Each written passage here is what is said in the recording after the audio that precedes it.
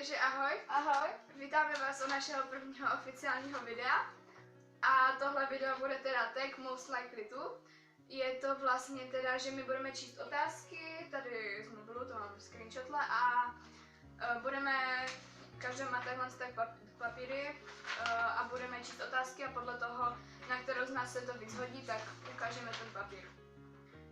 Takže první otázka je teda, kdo je více mateřský typ? Jo, jinak já jsem Lucka, jo, kdybyste nevěděli tohle, to jsem neřekla minule. Jo a proč si to myslíš?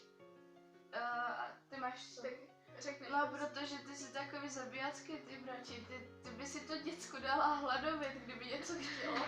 Ne, já mám ráda děti, ale když jsou to malí rozežraní parchanti. Ona má ráda děti, když spí. Nebo když to malinká ještě neumí mluvit. Druhá otázka, kdo je lepší kuchařka?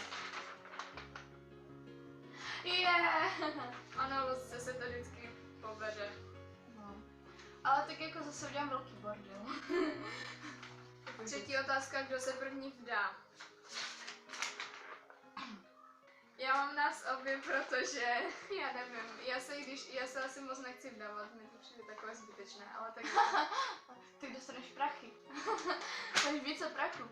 A já jsem dala Eri, protože si myslím, že jako její dlouhé nohy, jo, tak prostě její nohy, chápete. To je to jediné, co je na mě, když Jo, tak jako přijatelná. přijatelné, Jo. ano, přesně tak. Kdo se více stydí?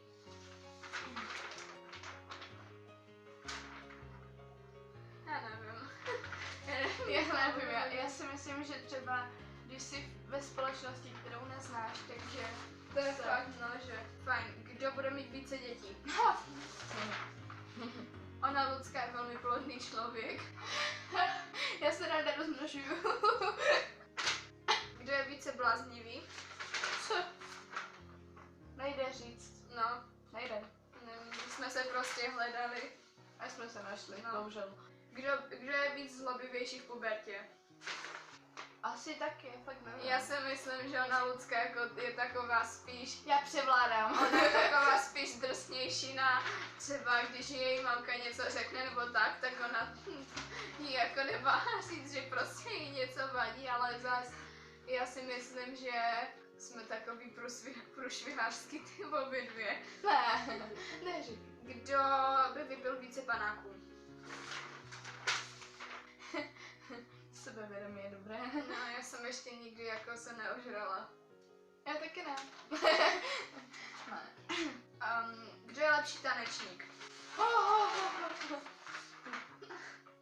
To jsi posrala. Já jsem chodila do baletu 6 let. Já jsem tancovala doma. Ne, já jsem měla svou taneční skupinu.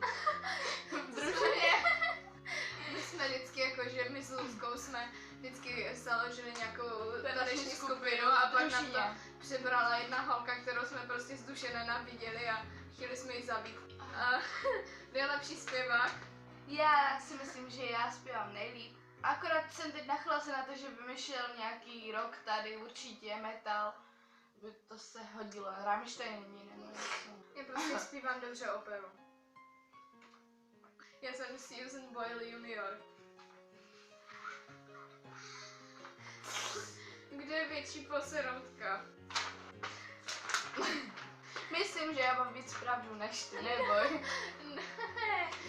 Ne, ale tak jako je fajn, že třeba u hororu ona se vždycky dívá a já jsem takových těch nechutných scén Zaspává uši. Já si zaspávám uši. Zaspávám oči, no to batou. Já si zaspávám uši, protože mi přijde, že na tom filmu je nejhorší ten zvuk. Nevím, prostě. Kdo má další jazyk? Já prostě. Dobře, já myslím, že ona ho má placatější, takovou lopatu.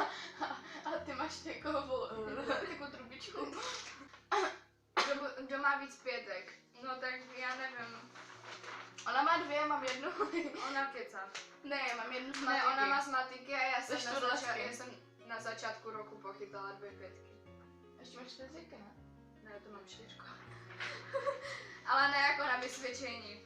tam 3. Další. Kdo by chtěl více zkusit drogy, tak já si myslím, já teda určitě ne.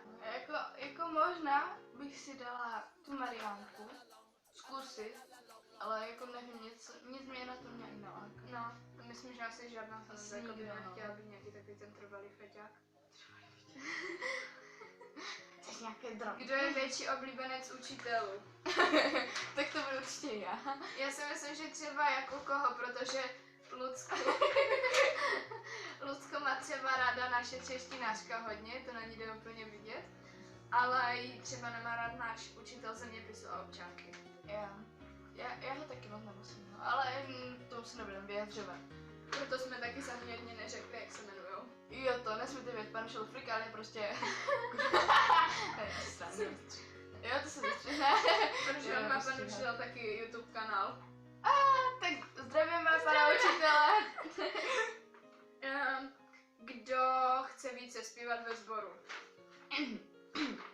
Já, jak jsem už říkala, tak já jsem pěvecký genius, takže Já jsem zpívala od první do 3. třídy v družině. Byla jsem dobrá.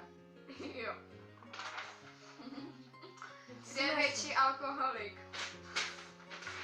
Nemůžu říct, protože si Ale- myslím, že nikdo. Ale můžeš. Nebudu se vyjadřovat. Dobře, nevyjadřuji se. Já si teda myslím, že Lucka.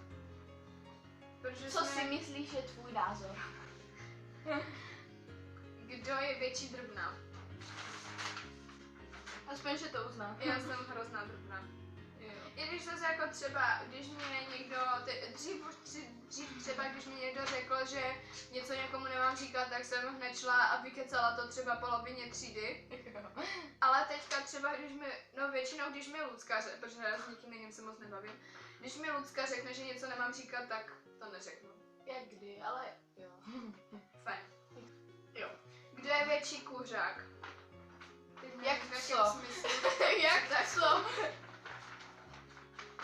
Tak my jsme vlastně zkoušeli spolu kouřit. Já jsem spolu kouřili. Cigarety.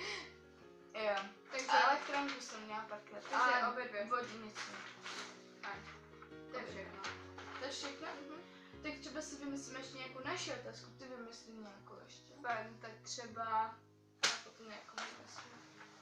kdo by byl lepší zahradnice? Nechci byl kaktus. Já mám v pokojíku jednu kytku a o to se mi stará mamka, jinak už bych tam neměla ani tu. Já mám hodně kytek všude. Máme po bytě hodně kytek. Ale o ty se stará jen Jo. Já se tam zároveň, když mi zbyde pití ze škody. To je další otázka, třeba kdo má radši zvířata? Myslím, že já. Ona nemá ráda moc jednoho psa. Jako psa? Tvého psa? No, koukej na ně a kouká úplně, jak když se o ní bavíme. Ona by už zabila nejradši. Pes! Jednou mi chtěla zabít kočku. To byl Merlin Ne, ještě. chudák, má chudák. Ne, já mám ráda zvířata, které mě mají ráda a kterým nesmrdí z držky. Tak to bude problém, jak jsi mi řekl, kterému nesmrdí z pusy. Mému králíkovi nesmrdí z pusy. Přesně něco, co? Na mě nikdy nedýchala, ale... Ale tak jako já tvého psa mám ráda. Když mi zrovna neolizuje ruku. Že? Nechu. Ju hladím. A tak třeba... A myslím, že to ukončíme. Jo. Takže Tak, ahoj. já se chci ale ještě omluvit. Jsem nachlazená, bolí mě v krku, takže... Mluví jako Ferdinand. Jo. Takže zpívat vám tady... Zpívat vám tady totiž nebudu. Za to se chci velmi omluvit a děkujeme za zhlédnutí na minulém videu. Už máme 14 odběratelů. Yeah. Prostě 14 odběratelů odběratelů. odběratelů za 24 hodin, to je dobrý. Jo, to je hodně dobrý. Jenom za intro, ale jakože jsme dali. To je dobrý. Fajn. 6 Takže děkujeme a Uvidíme ahoj. se v příštím videu. Čau.